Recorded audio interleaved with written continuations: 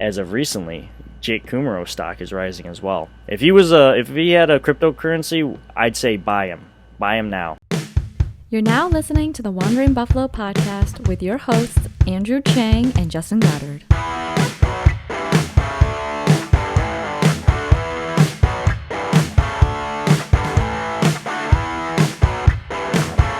Hello and welcome to the Wandering Buffalo podcast, a show on the Built-in Buffalo Network. My name is Andrew Chang, and alongside me is my co-host, as always, Justin Goddard. Tonight's episode is going to be very similar to last week's, as we're going to go look at training camp and dissect the nuggets that has come out of them. Last week we did training camp days 1 through 4, so tonight we're going to do 5 through 10, including today's training camp, and today is August 9th. All right. As always, you can find us on most social media and podcasting platforms, and even on YouTube by searching the Wandering Buffalo Podcast. In addition, you can find us as well as other amazing shows by looking up the Built-in Buffalo Network.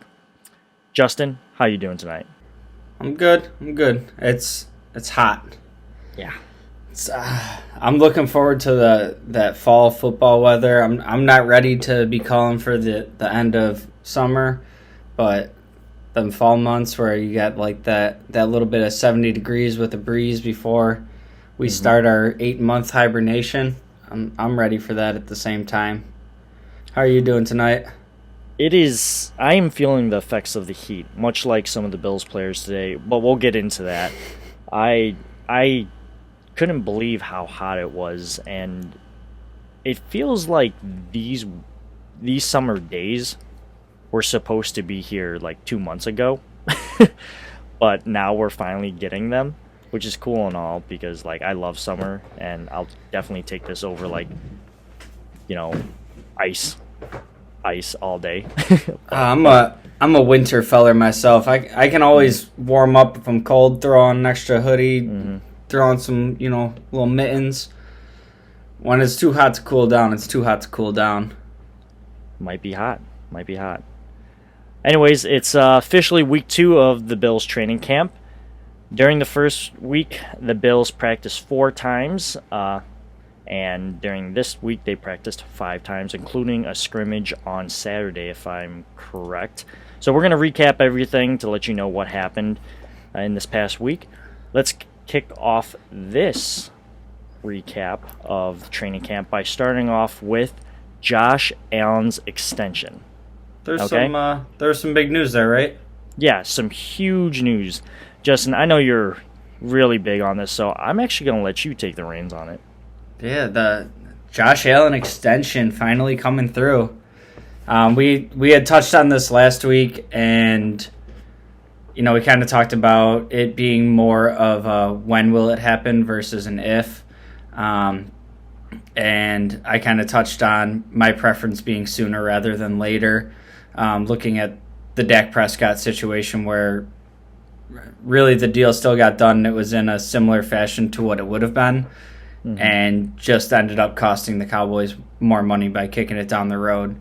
So news broke while I was at work and I was fumbling around trying to find a little spot to hide to get the contract details, and they weren't out yet. So finally got some of the details. It ends up being it's a 6-year extension, so he's going to play out his current contract. He's going to play under the 5th-year option before this extension actually kicks in. So really more of a quote-unquote 8-year contract. So From today, yeah. Yeah. So Josh is going to be in town for a long time. Yeah, almost 10 years. That's crazy. Love it.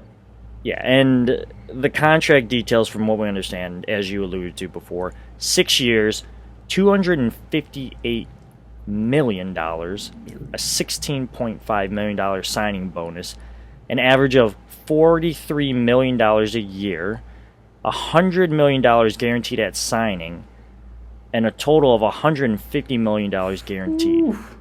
Sheesh. Wow. Like, Josh, I don't know if you need anybody to do, like, Charlie work around your house, but I will do that for you for a very reasonable price. Yeah, that's That's enough money to make a couple mattresses out of, and yeah, same as you. If you, Josh, need any help, holler at your boys. You were talking about cutting your mother's lawn today. You want me to cut your yard, Josh? Yeah. I'll pull out the push mower. Seriously. All right, well, we'll get into this a little bit later, but let's look into day 5 of training camp. So that was actually a week ago from today. That was Monday, August 2nd, and all this news that we're kind of delivering, it's, all credit to the people who are close to the team, like Sal Capaccio, Matt Perino, Matthew Fairburn, Joe Biscaglia, and other people such as, Joe Marina, Bruce Exclusive, and other people around in the Bills content world. So we got to give credit where credit is due, right, Justin? Yeah, it's I remember back in the day, especially with it like being more open to the public at Fisher and kind of before this regime came in and kind of put like the media rules on things on what could be talked about, what couldn't be talked about. You could really just kind of like do some internet searches and you could really get a pretty good glimpse of what was going on in the practices.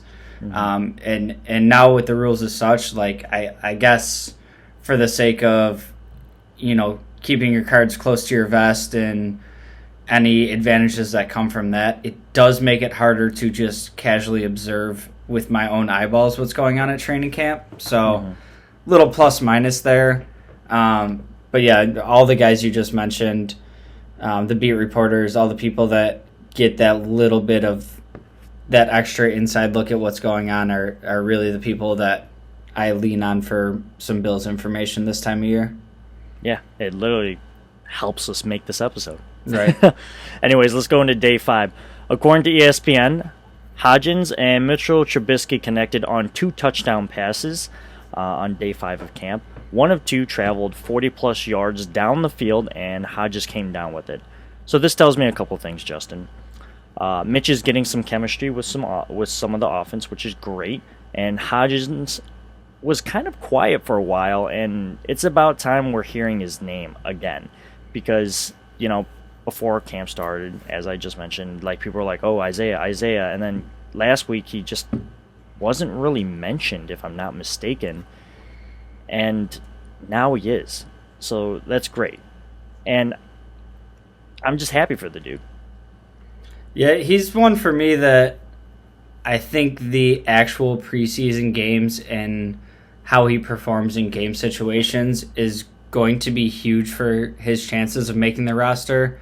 Mm-hmm. From things that I've seen, it sounds like McKenzie's really developing into like an actual wide receiver instead of just, a gadgety type guy. You mean Hodgins, right? And no, as far as the roster battle goes, it seems I'm sorry. Oh, okay. Yeah, it seems like McKenzie to me is really locking up that 5th spot. Mm-hmm. And then we've seen Marquez Stevenson struggled with some punt coverage, had a couple muffs. So I think it's starting to lean more towards that's going to be McKenzie's job. So I'm starting to pencil in McKenzie as a roster lock, and that gives me the 1 through 5. So that 6th spot, especially some of the reports that we're seeing from Kumaro playing well and what he brings to special teams as, a veteran presence there. I think I touched on it a little bit last week. I could kind of see him making the roster. So I think the game situations for that tail end of the receiver bubble it's going to be huge for these players on whether or not they can make the team and make an impact. Right. And also one last thing to mention about Isaiah Hodgins is that he's catching passes from Mitch Trubisky, so he's running with the 2s, or at least on day 5 he was. Moving on, AJ Epinesa and Gregory Rousseau are still being touted by reporters left and right, so the hot start continues for these 2 defensive ends, and let's hope they keep up the good work. So far for Gregory Rousseau, he's got that first-round draft pick buzz that will naturally have the camera on him. But I want to talk about AJ real quick. This man is coming in to his 2nd season. From all reports, he looks real good.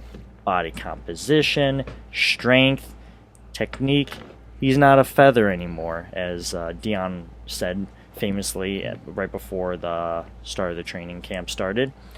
And perhaps those investments are going to start paying off for Brandon Beane because he needs them to pay off.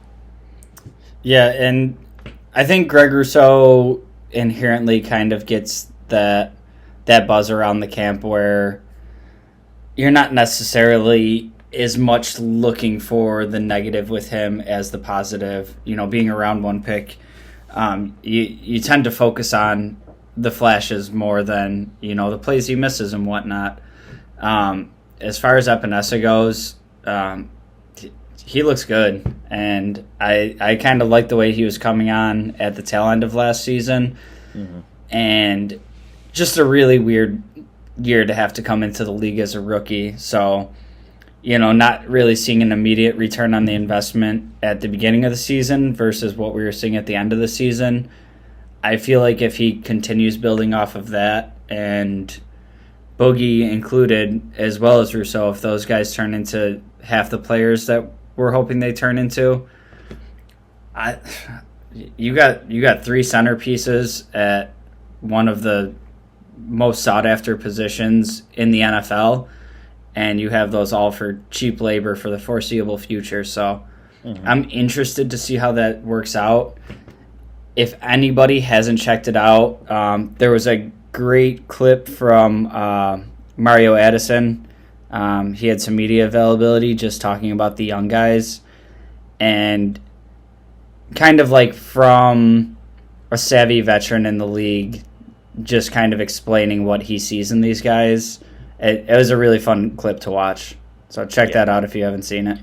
Yeah, and we'll definitely get to that a little later into this. But yeah, I love seeing the veteran leaders pump up the guys that are under their tutelage because, they understand their roles in this locker room and why they're here, which is very important to the culture of Sean McDermott.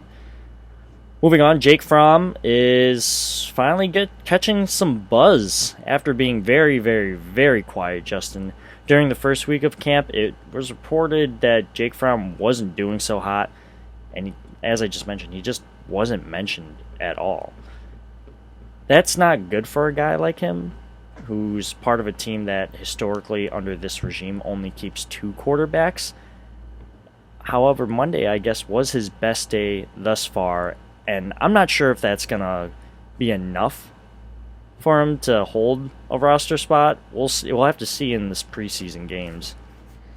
Yeah, I feel like I know so little about Jake Fromm, just with no preseason last year, and the limited camp availability, all that stuff.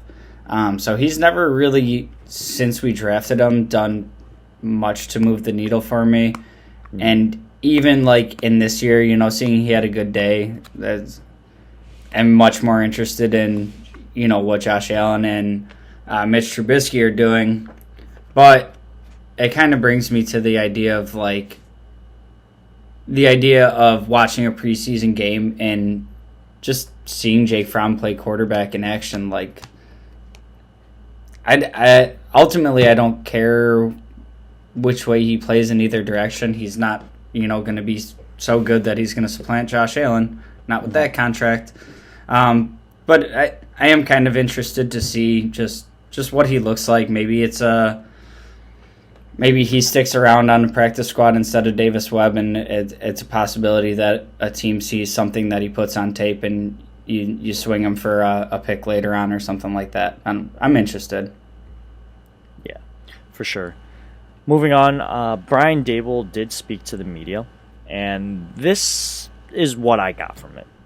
He speaks very highly of his offensive staff, saying, specifically Ken Dorsey when he was asked it, saying Ken Dorsey is an integral part of what they do and in Josh's development.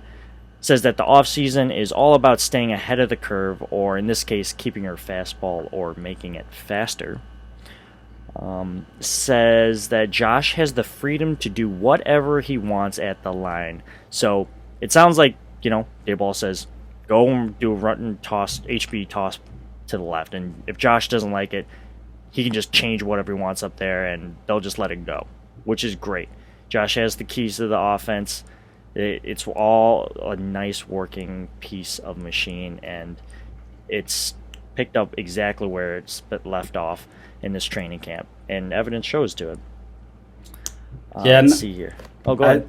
I like hearing a guy like Daboll talk like this too. Mm-hmm. He's never just like kind of taking the credit. He always gives credit around because he's not doing it himself, right? And especially with Ken Dorsey getting a recent promotion to like the passing game coordinator, and really I feel like they're kind of grooming him into being the offensive coordinator if and when Brian Daboll takes a head coaching job. So it's nice to see like the kudos going around, and the spread around accountability and the praise that comes from it. So I always like seeing somebody not just taking the credit for what's going on and spreading the love around. Right. Moving on, Daboll also said offense. I really like this, and I know Joe Marino pointed this out too. Brian Daboll said, offensive football is all about execution, and defensive football is all reactive. You need to be consistently evolving in order to effectively execute the play that they call, which is really, really cool if you think about it in how he worded it. And it makes so much sense. And I mean, it sounds simple, like, all right, go out there, do your job, execute the play as much as possible. And for the defense, I like it from the defensive point of view because you're really reacting quite literally off of what the player in front of you does, or the set of 11 group of men in front of you do. So I don't know, I just really appreciate it. It was a nice comment that I guess made me think more about football outside of X's and O's. Yeah, that was probably my favorite snippet from everything that he talked about.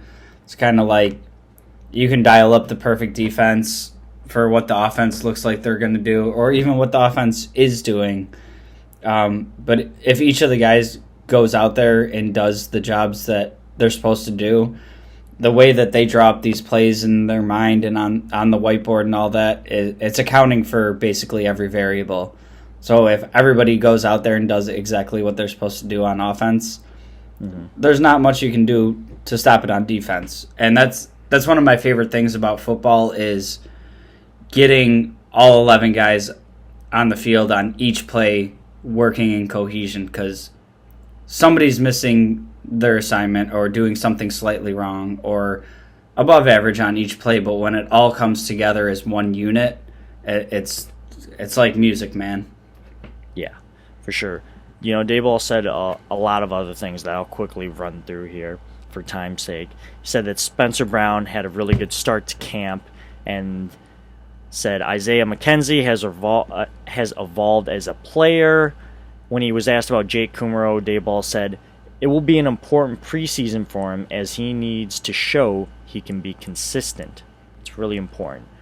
When he was asked about Reggie Gilliam, Daboll said he's versatile and that this will be an important preseason for him. We'll see if he can find a role on this offense. Doesn't sound great to me, in my opinion.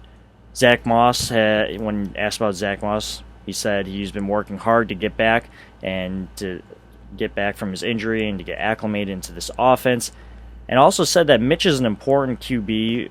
Like the Mitch and Allen relationship that they have is really dynamic and beneficial to each player, as Mitch has more experience in this league. Maybe not winning experience, but experience in general. He's seen more games, and Josh has seen different type of games, so they can ping pong off of each other, which I really like. And I know I just tossed a lot of information from you, so I'll let you kind of give your thoughts on all that. Yeah, as far as the Mitch and Josh thing goes, I think it's also good for the quarterback room to also have been a high first round pick quarterback, and not just looking at what Mitch can do for Josh, but vice versa, because we only have Mitch here for 1 year, right? Right. And he kind of took this job to kind of learn under the same system that Josh was in and kind of take some notes in that direction because they are, similar in play style.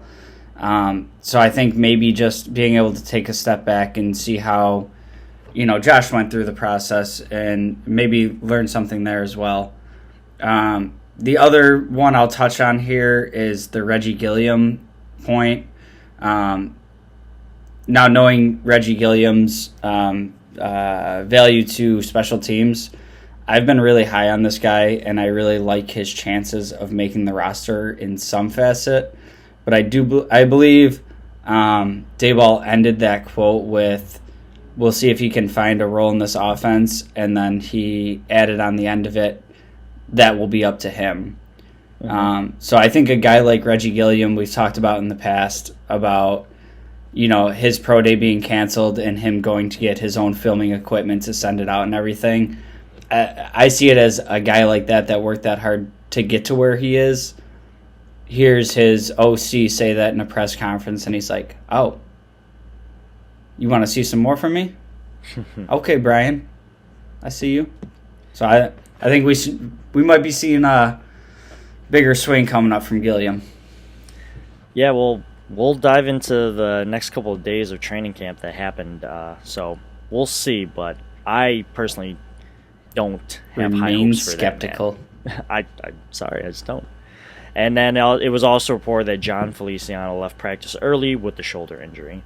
Not much to say about that, as we'll dive into that a little further. Moving on to day 6. It was Tuesday, August 3rd, and it was the first padded practice. Justin, I love when the pads come on because the pressure is turned up, or as Akeem of the Built in Buffalo Network, a fellow content creator here, said, "Pressure makes diamonds." I love that quote.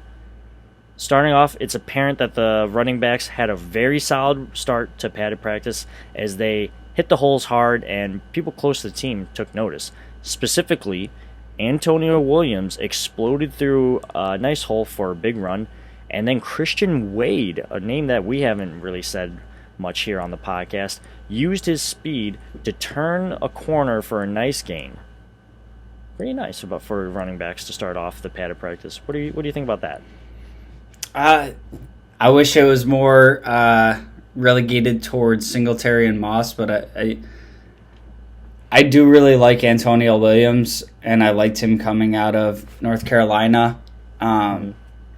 Just the way I see it with the investments that we've made on Singletary and Moss and how much Bean loves his draft picks, I don't see a realistic spot on the roster for Antonio Williams this year.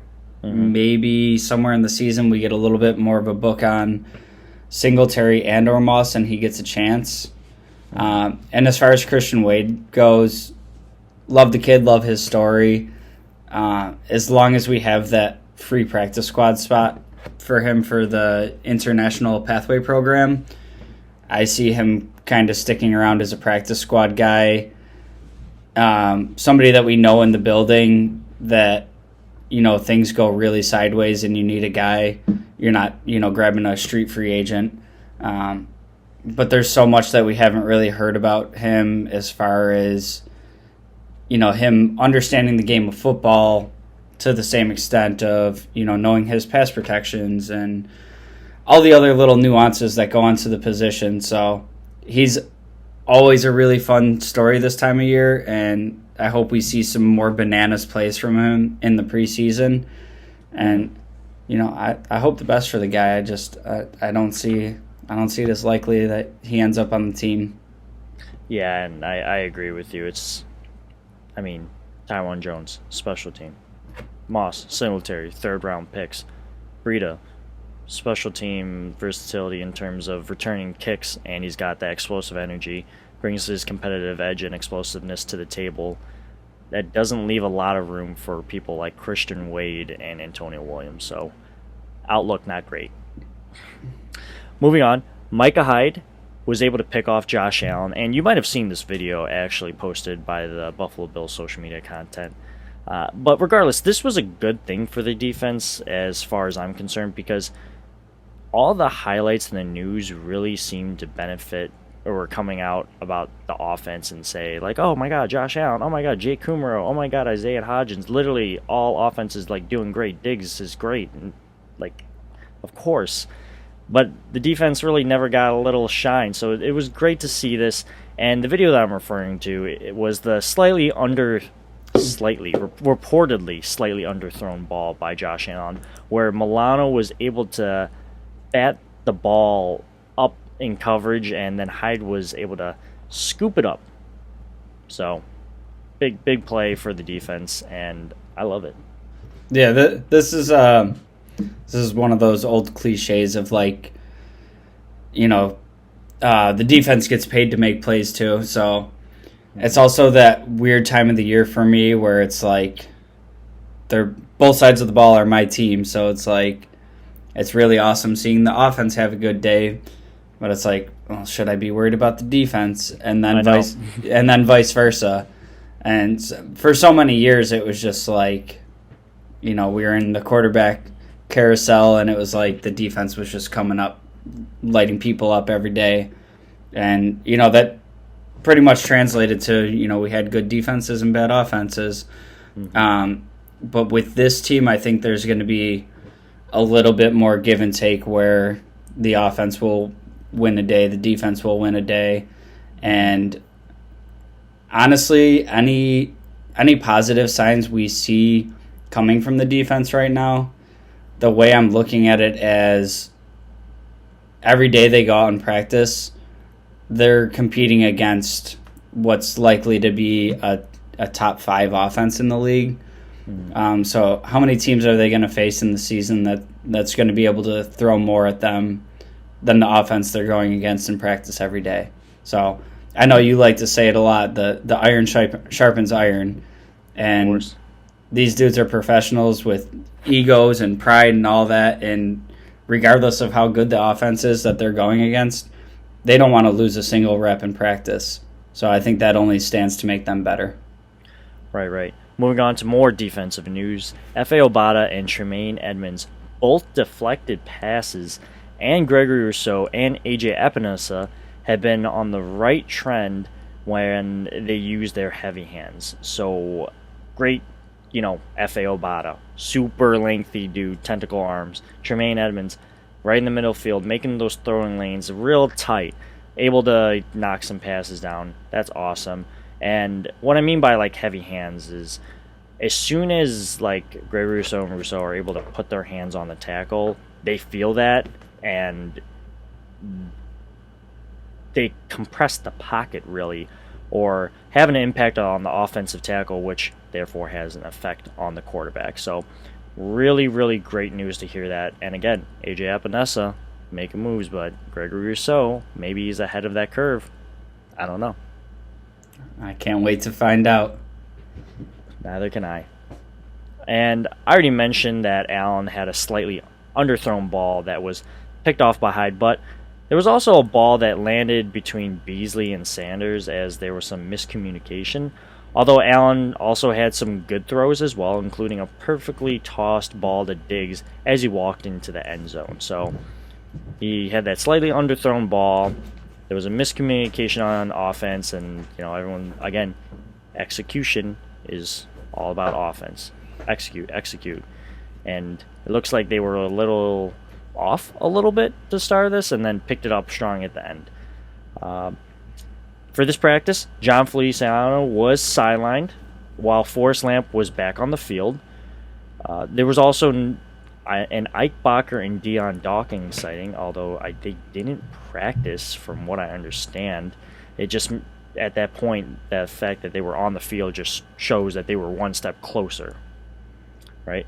And then Mario Addison, he kind of capped up this practice and, you know, to the point, was pumping up the young talent. But he also talked about his life and how difficult it was for him to be in the right mentality for playing football, especially since all the endeavors he faced in 2019. Specifically, he referenced the fact that, you know, his brother was shot and killed in Alabama, if I'm not mistaken. And during the whole offseason, he was just trying to work through his emotions. But now he's in a better place than he was last year. But I just can't imagine what that's got to be like coming to work every day when that's all you're thinking about. And he even was on the quote saying, last year my mental part wasn't all the way there. And I don't know, we're all human, and sometimes as fans we forget that. We just want these players to have production, and sometimes we lose sight of that. And we got to remember, like, these people have lives outside of our entertainment.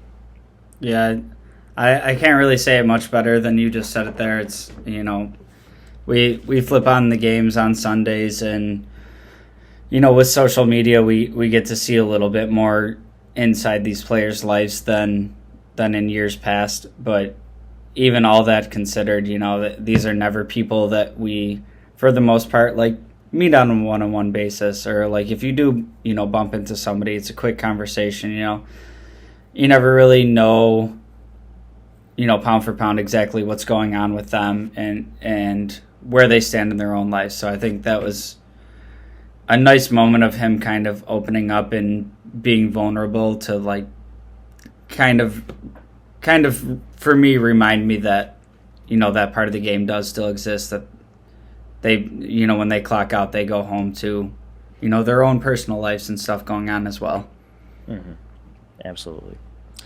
Well, I think that's going to be a good place to take a quick break. So we're going to be right back after a quick one.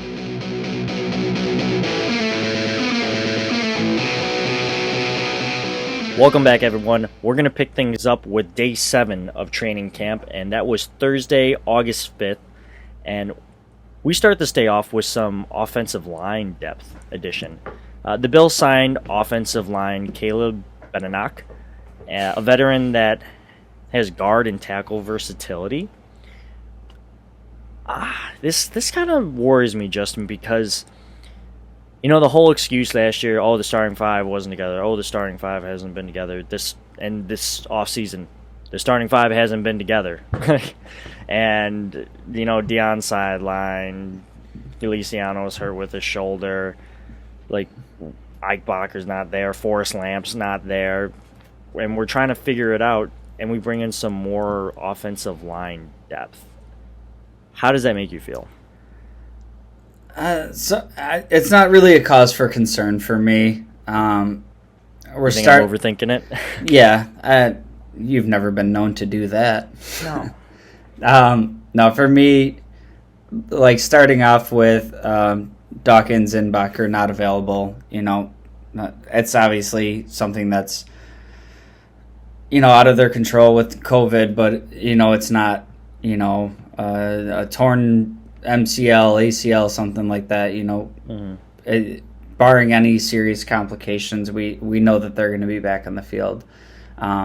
Would I like seeing them out there getting reps with the team and taking advantage of this time to really gel and get together on the same page? Yes. But at the same time, for Dawkins in particular, he's a really good veteran player. These off-season workouts like this aren't going to make or break his season. As far as, like, adding the players go, we have the ability to carry 91 players right now, and Brandon Beane has shown the propensity to like to stock the trenches, and whether or not these guys make the team that he brings in, I think it's a great use of the extended roster right now to get eyeballs on the players in the building should there be a time that, they need to make a phone call and get somebody in the door. Mm-hmm. The other thing that I do like about this signing is it's another player that has starting experience and has the versatility. So they're not bringing in some scrub. Yeah, some street backup his whole career guy that's out there and, kicking the tires on him to see if they can have this reclamation project. These are guys that they're bringing in for, like, their depth ability and to come in a pinch. And they're getting players that have that in-game experience. So it's not like, hey, we saw some promise in you, but, you were a backup for 4 years and now you're going to be thrust into a game. It's kind of, if you have to go to one of these guys, it may not be ideal. But it's not the worst. Yeah, but lining up across, I don't know, throw it out there, DeForest Buckner, you're not going to be looking at him and be like, holy shit, that's DeForest Buckner. I've seen him on TV. Mm-hmm. You've played against guys like this. And right. You can play a lot of football and still see DeForest Buckner and be like, shit. I don't want to Here he is. That's him. Imagine like being an undersized offensive lineman and facing Aaron Donald and just like you're probably just gonna get tossed out of the way. Just be like, Coach, this is gonna be a bad game for me and I don't want it to reflect poorly on me, so when I think of Aaron Donald, I think about that highlight where he literally pushed the guard and the center both at once, and they just I was like, oh my god, like Jesus. Well, Aaron Donald's stock consistently is on the rise, but as of recently, Jake Kumerow's stock is rising as well. If he had a cryptocurrency, I'd say buy him now, because he just keeps rising up. At least on day 7 here. Kumerow caught 2 passes against Trey White on one-on-ones who had excellent coverage on him. However, the throws were reported to be perfect passes from Allen. Wink, wink. So, it's not all Kumerow. Somebody's got to toss him the ball. And then on 11-on-11s, he caught 2 nice passes from Trubisky. So, some things to note out there for that. Even though the Bills are noticing Kumerow is making some noise, he's still running second teams when it comes to 11-on-11s. That doesn't mean I can take anything away from him, or that he's not running first teams, but we know for a fact, he's at least running with the 2s. But the Kumerow stock is on the rise, Justin. Yeah, for me, that's like, yeah, it's important to note that he's running with the 2s, but also on a team where the depth chart in front of him is Diggs, Beasley, Sanders, Davis, McKenzie. It's kind of, how aren't you running? Like you got to get out there, you got to beat who's in front of you, got to make hay when the sun's out, whatever adage you want to use for it. But the important thing to me is that he's kind of seizing his moment, and he's making some plays that people are noticing. He's making it hard to ignore him. Now, for me, it's like the whole Aaron Rodgers was upset that they let Kumerow go because he saw something special in him. I don't think we, lucked into getting Kumerow on the team and all of a sudden he's going to be a top receiver in the league. But as far as rounding out that depth chart, I kind of touched on this before. The more noise he can make like this while being able to contribute on special teams, versus some of these younger guys that they could stash on the practice squad and see what happens in a year or two. I was so sure when we drafted Marquez Stevenson that he was going to have a role on this roster, and I think part of that was, the frequency with which players that we draft end up on the roster. It's high. Yeah, but now with a team and a depth chart as talented as it is, I'm not really looking for Marquez Stevenson to be on the 53-man roster week 1. Yeah, it's an uphill grind for some of these players. Yeah, that's why people in free agency and undrafted free agents were like, I don't really know how I feel about going to the Bills. I want to make it on the team. Is Houston calling? Let's go to Houston. Yeah, let's go there. Anyways, moving on. As I mentioned, Tremaine Edmonds has been leveraging his length, and it showed up on today's practice as he was able to knock down a pass and then intercept Josh Allen. Moving on to more defensive highlights, Dane Jackson. Dane Jackson had his best day so far, apparently, on day 7 of training camp. He was able to be consistent, which is apparently his biggest issue. The consistency needs to be the most area of improvement for him, and I guess it was the best. He provided excellent coverage against Diggs on one-on-ones that led to an incompletion. So if you're a 7th-round pick and you stop, Nuke Hopkins, that's fantastic.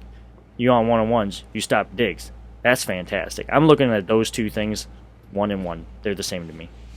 Yeah, for me, what I've seen from Dane Jackson so far and heard is that he's kind of had his highs and lows during training camp so far. And Levi Wallace has kind of been just, again, the steady hand, and they know what they're getting out of him. So I love to see Dane Jackson have his highs, and I do think there's potential there. And I at one point predicted that he would take the job from Levi Wallace, and I'm not fully backtracking from that. I still think it could happen at some point during the season, but I don't think it's going to be a sooner than later situation. I think Levi's got a pretty good grasp on this job right now, and until Dane can start showing that ability to consistently put it together, play after play after play, it's going to be a hard job to take from Levi Wallace.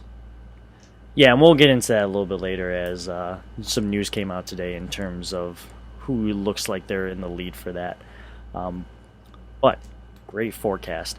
Moving on, it's been drop city on day 7 apparently. Knox dropped a would-be touchdown pass, which isn't atypical for him. However, last week he was much more consistent at snagging the ball. It just seems like this week he just couldn't get together. And then in addition to other Knox, Marquez Stevenson, caught a really nice pass, and then moments later on a very similar play, drops the ball that hits him in the hands. Not great for a guy like Stevenson, who probably is on the outside looking in. And then Quentin Morris, an undrafted tight end, I believe, right?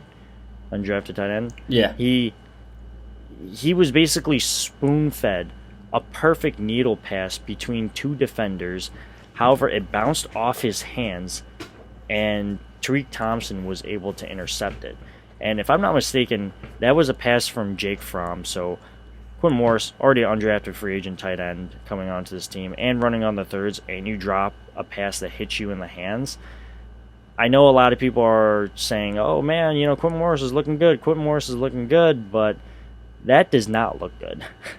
Yeah, I'm willing to give him a little bit of a pass on this one, just based on the fact of how much good buzz I've heard from him for being an undrafted tight end.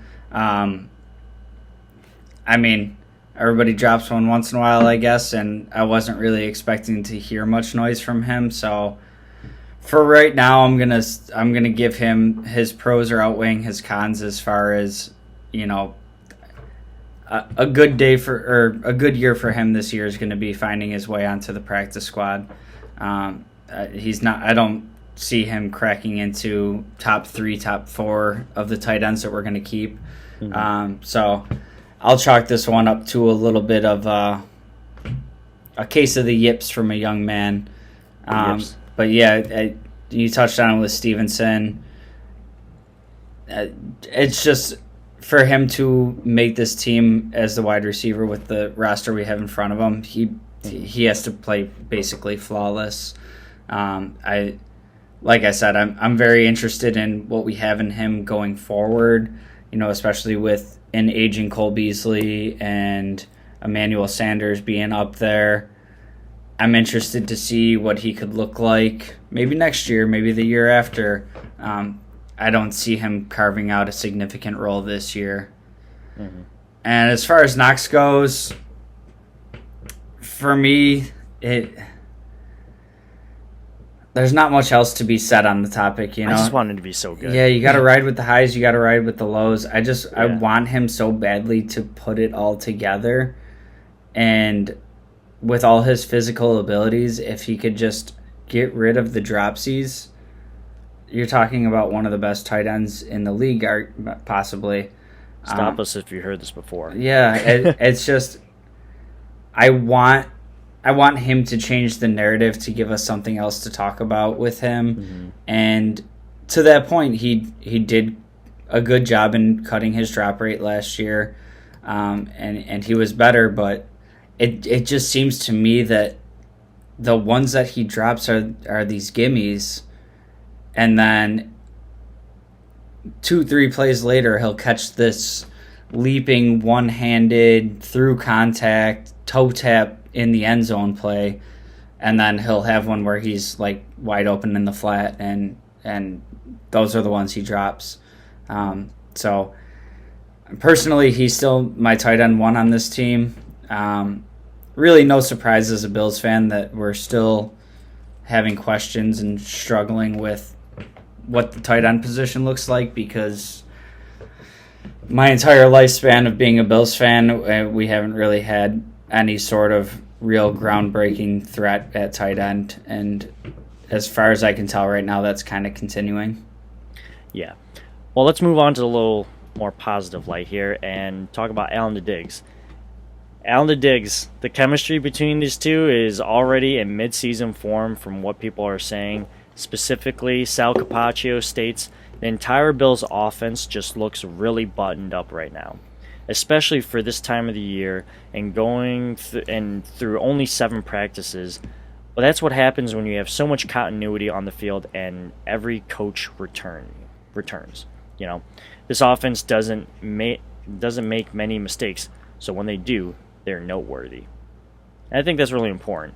And these drops, these are big things to talk about when it comes to offense, because we just had the most historical season ever in Bills history. So if something doesn't look right, we're going to put a magnifying glass to it, because this is our strength, the offense right now.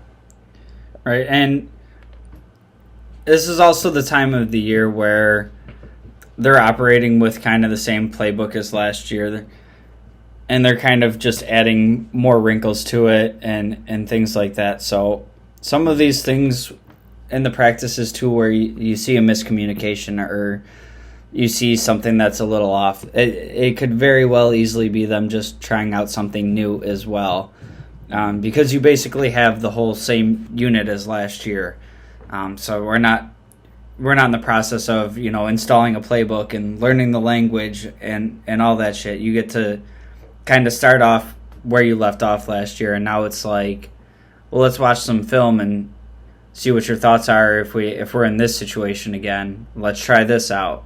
So yeah, when they're looking good, I kind of take the rest of it with a grain of salt right now. Mm-hmm. And I'm just going to go through some of the injuries on, let's see here, day 7. Emmanuel Sanders did not participate with the foot injury. Dion Dawkins did not participate, COVID issues. Jon Feliciano practiced, I believe, limited. Forrest Lamp did not practice because of a calf. Christian Wade left practice early with a shoulder injury.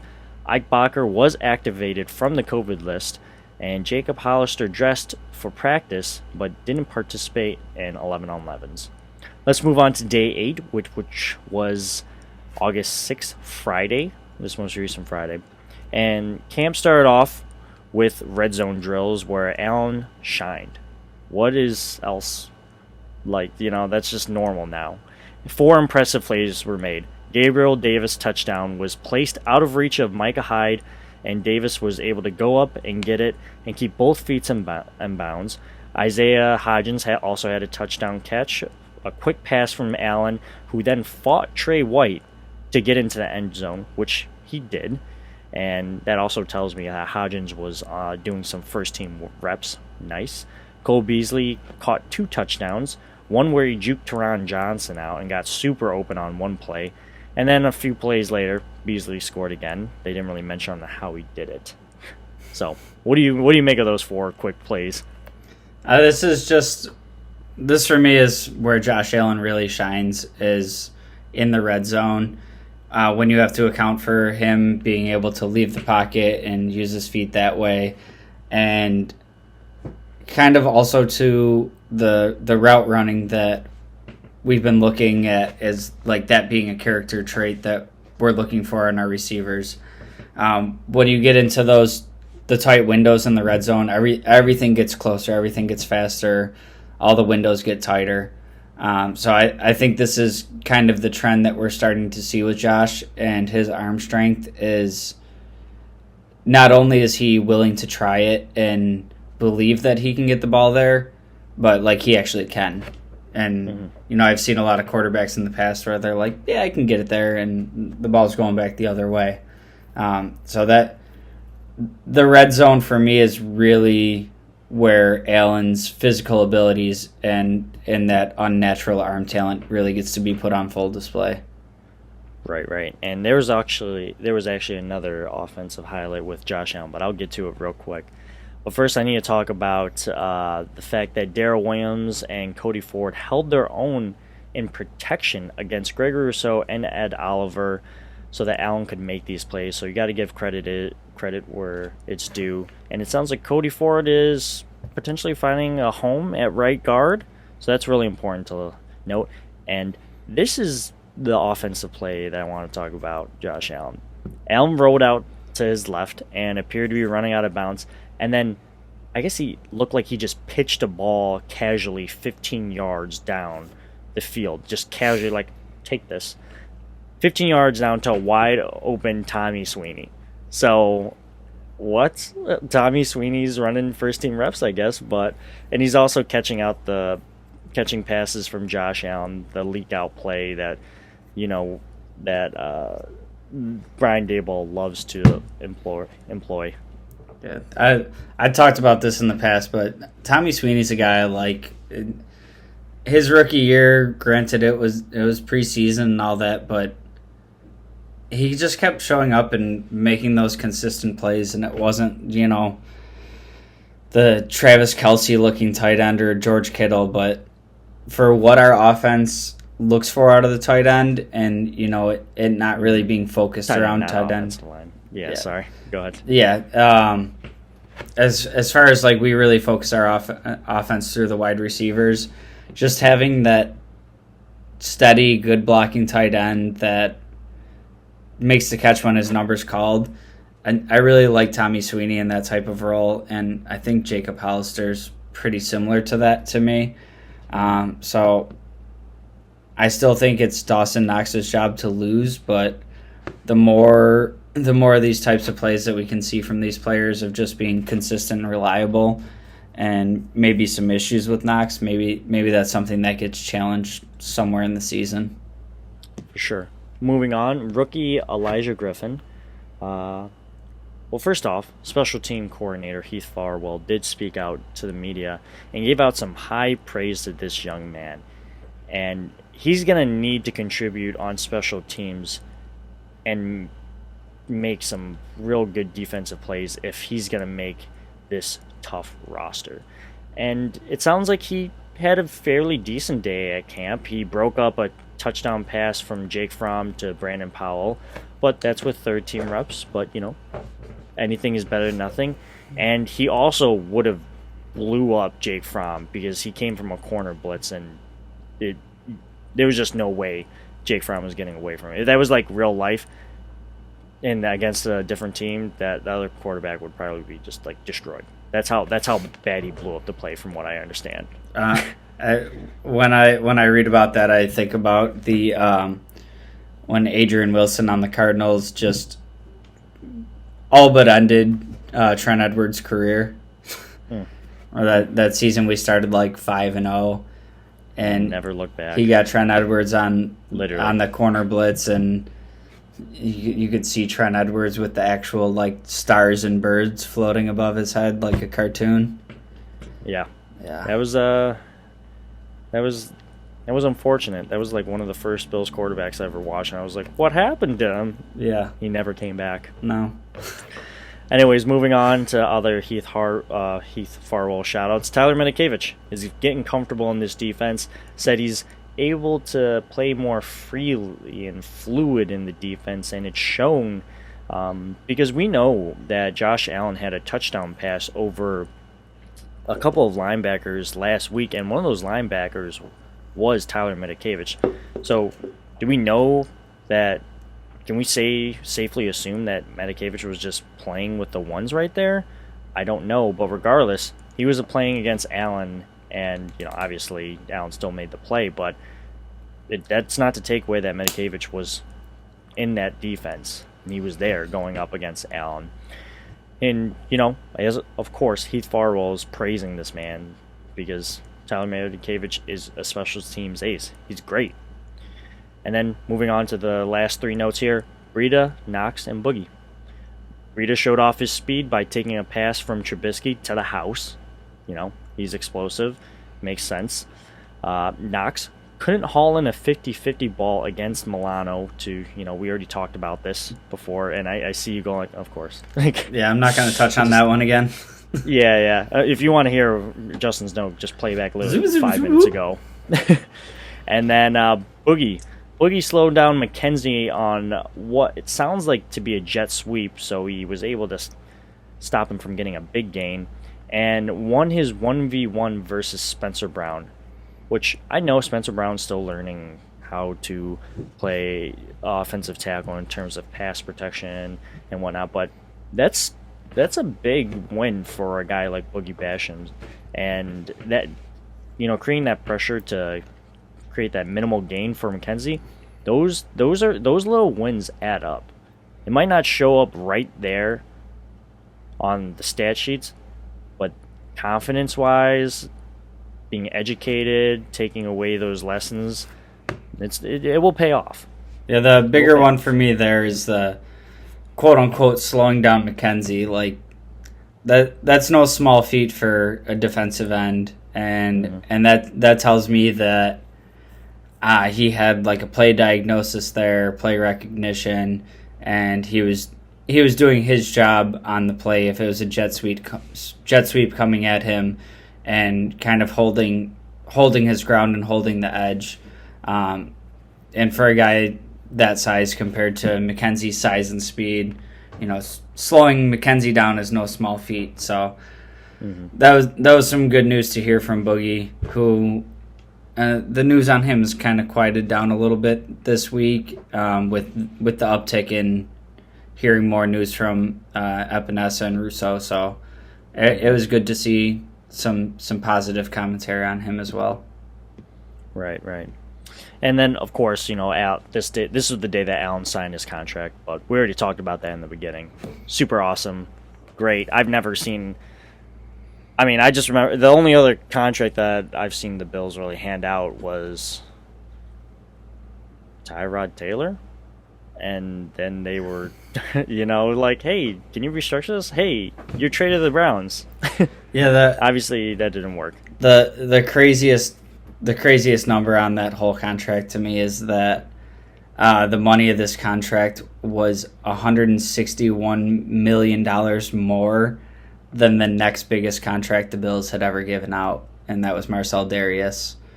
And Mr. Big Stuff. Yeah, and so, like, $160 million more was, like, the amount that it was more than Darius's contract was still almost double Darius's entire contract, which was, like, it was, like, 4 or 5 years, like, $90 million.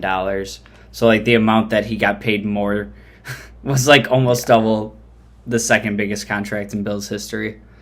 Yeah, for sure. That's wild. Now let's move on to day 9, Saturday, August 7th. This was in Highmark Stadium in front of fans, and we can kind of quickly go through day 9 and 10 here, as this was the most recent stuff. Josh Allen, the offense, sounded like it was performing very well. However, Micah Hyde wanted to give the defense some highlights in front of the fans and went ahead and intercepted the ball on a crossing route on Diggs. And it doesn't sound like it was a bad throw by Allen. It was just a fantastic play by Hyde, and it's it's kind of like he just made a better play at the end of the day. There's not much you can be upset about. Micah Hyde, go Micah Hyde. Yeah.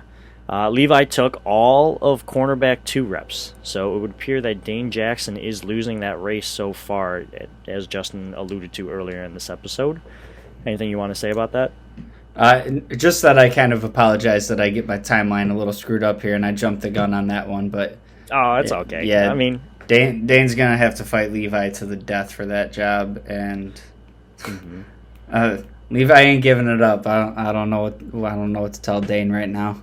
Right. I like this next note. So rookies Spencer Brown and Tommy Doyle took snaps with the first team. So Brown took all the snaps from left tackle, taking over Dion Dawkins' spot, who's still out due to the COVID-19 protocol.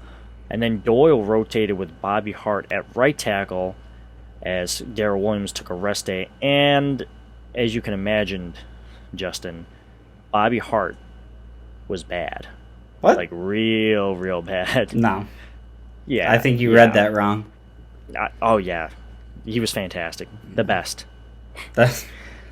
I'm sorry, Yeah. Bobby Hart. I don't know you, but it's got to be one of my least favorite signings that I've ever seen this team do. Yeah. I know it was kind of like in the pre-draft process and probably didn't know that we were going to end up going back-to-back offensive linemen, let alone tackles. But yeah, give me all the Spencer Brown and Tommy Doyle reps. And I think we talked about this last week where it's kind of my idea is the McDermott Bean philosophy of like everything has to be earned. Nobody's going to be handed a job regardless of your draft stock or anything. So maybe they put Bobby Hart in to make these guys feel like they have to take that spot away from them. But please just bend on this one and stop putting Bobby Hart in the game. Well, Bobby Hart does have his upside, right? He can play left and right tackle. Yeah, he's versatile. But not very well at it. He's a versatile turnstile. Versatile turnstile. Get yourself a automatic versatile turnstile here for $5.99 here at the Bobby Hart Corner Store. Versatile turnstile. Trademark that. Jake, take notes. For real. Yeah, for sure. All right. So let's, while we're on offensive tackle or offensive line talk, it was reported that Boettger and Feliciano rotated at left guard. And from what I heard, it's not really like, who's going to be the starter. It's almost like they want to take a rotational style of approach to that position. Kind of like how, last year it was like for the defensive line, it was like rotation. They might be trying to employ that same style, philosophy rather, when it comes to left guard. Now, when it comes to right guard, it was all for Cody Ford. And again, he's been there for a while now, and it sounds like it's been good. And we don't know what's going to happen as soon as Dion Dawkins comes back. Like, could you imagine Dawkins comes back and they were like, all right, Cody, go to the left side now. Like, I'd be like, dude, come on, give the man a bone. Cody, you haven't tried center yet. Why don't you go do that? Yeah, speaking of center, there was apparently Ryan Bates was backing up Mitch Morris. So I thought that was interesting. The guy who could play all 5 positions, and they primarily wanted him at center. He's versatile. Yeah, versatile. Get your versatile. No. Yeah, I found this kind of interesting, and I've been having this thought kind of that for how much they like to rotate in the trenches on defense to keep players fresh out there. I've almost kind of been wondering like if they were ever going to take that approach to the offensive line, because kind of the same idea. You're out there grinding the whole game, and it's not just the Bills doing it now. It's a lot of teams are rotating the defensive line to keep people fresh out there.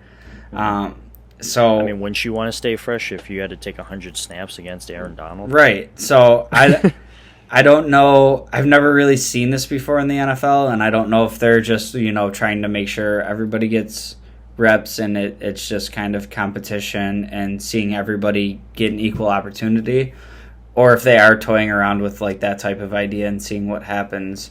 And I will have to get back to you on how I feel about that, because I am not quite sure right now. There's so much there's so much in the offensive line where people talk about continuity and gelling and knowing what your brother next to you is going to be doing. I just don't know how I feel about it yet, but interesting. Yeah, well, and that's okay to not know. But for me, the competition, the gelling, all of it that I'm seeing is awesome. I love the experience, and this is what training camp's all about. Getting out there, figuring out who you guys are as a team, strengths, weaknesses, just leave it all out there and roll with what you got. Moving on to the injuries, Forrest Lamp, again, and Christian Wade both missed practice Friday and Saturday, and Sanders was limited. And that brings us to today, August 9th, the hot one, like 90 degrees and up, Justin. While I was out mowing my mom's yard thinking like, oh man, I might need to take a break, and that only took me 33 minutes, these guys were out there practicing in pads. And it was reported by Sal Capaccio. He's the main person I really look to when it comes to news, specifically when it comes to the Bills training camp news, that trainers were tending to several players supplying waters or like wet towels around the necks and head, and all I could think about was, where was my trainer when I was mowing my mom's yard? I drove like 20 minutes to my mom's house to mow the lawn, and my mom's like up in the upper 50s, like getting close to 60s. She can't mow the lawn, especially in like a 90-degree weather day, but somebody's got to do it, and I stepped up to the plate. Hopefully I'm like first team all-pro lawnmower. Did you do like a crisscross diamond pattern? So actually, or what are you leaving clumps everywhere? Oh, so what I do we're getting a little off topic here. This is what the people came for. Yeah. So what I do every week is I usually go. Every week I alternate from up and down lines to side, or I'll do diagonals to keep the lawn guessing. You know, keep it fresh. Yeah, absolutely. You know what's coming. Yeah, so let's get to some takeaways from today's practice. Unless you wanted me to, you got some takeaways from my lawn mowing skills. It sounds like you got a plan. Yeah. Now you just got to execute. Yeah. Offensive strategy, Brian Daboll. Anyways, let's get to the takeaways from today's practice. Trey White and Matt Breida both left practice early with heat-related issues. Yikes. Matt Milano. I don't blame them. Yeah. It was really hot. I'm about to leave a podcast recording for heat-related issues. Matt Milano left with an injury to his mouth, and I'm thinking like, geez, were you not wearing a helmet? Like, what happened? Drank too much water too fast? Like, no. But in all seriousness, I hope he's okay. I just don't know what happened to him, like how he injured his mouth. That sounds like something pretty unique and I guess a freak accident. So hopefully it's okay. Jon Felicano and Tommy Doyle both missed practice, so not good. Feliciano was kind of gone, then he was back, and now he's gone again. And then we know Tommy Doyle was out there right tackle, but now he's gone. Forrest Lamp was out there but didn't practice, so again, Forrest Lamp, if you're trying to make this team, it's not boding well for you if you can't get on the field. Your best ability is, availability. Vernon Butler has a concussion, and that's pretty important as I think it speaks to this interior offensive line. That's out of everywhere on this team, that's my biggest area of concern. And then it's like returner. Like, I just, which, some people may think differently, but I don't know. When I think about that interior defensive line, I'm like, what are we doing? Like, what are we doing here? So it's not great in my opinion. Christian Wade was still out with a shoulder injury. Mitch Morris got a veteran rest day. Dion, again, was present but didn't practice. Stefon Diggs did not practice with a knee injury, although he was out there helping out, so it doesn't sound like he was seriously injured. And I know that was a lot of notes, and we have more positive notes to get to, but what are your takes on all of that news I just gave you? The biggest one for me is obviously the big name, Stefon Diggs. I'm guessing that's maybe like some knee soreness, something like that. The fact that he's on the field and, still out there with the guys and everything doesn't really raise any alarms for me. That's just the type of guy where at this point in his career, he doesn't really need the training camps. So why take any extra risks? Dion Dawkins, he should be towards the tail end of the COVID protocol. So I would think that this coming week we'll probably see him back out there. Maybe in the preseason game, maybe they'll sit him out on that. The other ones I'm not overly concerned with. The Milano one, I saw the injury, but I would like to know a little bit more what happened there.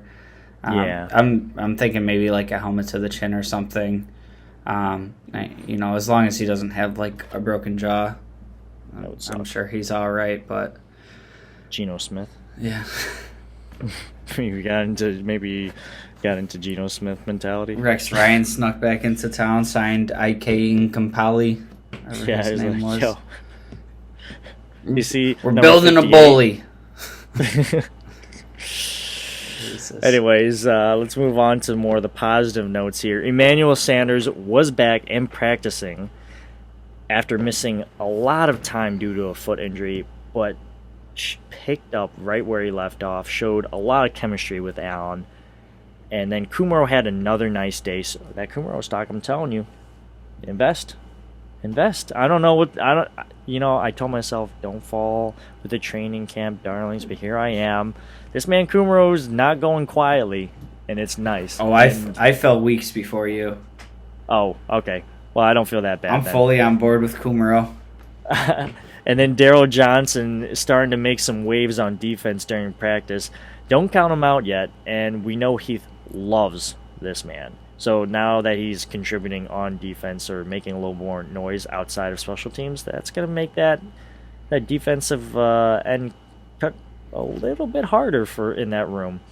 And then lastly, Rashad Wildgoose always showed some upside, but today he showed some upside today, as well as displaying physicality and an effort to get to the ball no matter where it was. Justin, what are your notes on Sanders, Kumaro, Johnson, and the Goose? Yeah, Sanders, I'd love to see him back out there. I think he missed a little bit of extra time. Same kind of idea as Diggs is. He's a 12-year veteran, so you're not going to take any extra chances with him in practice. If he was feeling a little bit off, you make sure that he sits out as long as he's not feeling completely right. Daryl Johnson, we heard Heath Farwell raving about him. The rarity of having not only a four-face special teams player, but one with his size and length and versatility. He's a guy that I've always really liked on the team, and I've been kind of waiting for him to turn the corner and make more defensive plays to kind of make it easier to keep him to stick around on the roster. At this point, with the competition in front of him, I don't see him making the roster as anything more than like a special teams ace. You look at who's in front of him, and it's, longest tenured Bills, Jerry Hughes. You got Mario Addison, who you just moved money around with. Then you have F.A. Obata, you gave a small contract, and then you're looking at three players that you drafted in the first two rounds in front of him. So while I love what he brings to special teams, I don't know if that's enough to keep him around, but we'll see. We'll see. And the Goose looks like he was playing loose.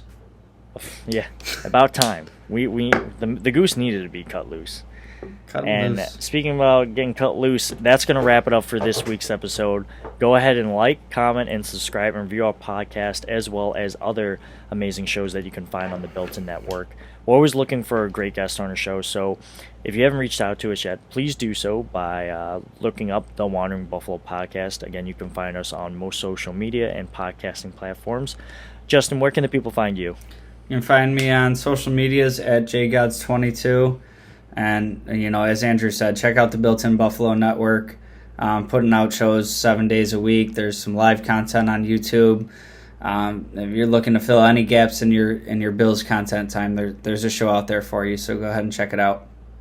Absolutely. And, it just occurred to me, by the time that this episode dropped, the first preseason game for the Bills would have already happened. Recording on Monday, we drop our personal podcast on our own page on Thursday. So if you haven't checked our own personal page, do so. And then if you happen to catch us on the Built in Buffalo Network page, we drop on Saturdays over there. So we will definitely wrap up preseason and give our takeaways next week. But for today, that's going to wrap it up, and we'll catch you guys next week. Go Bills. Go Bills.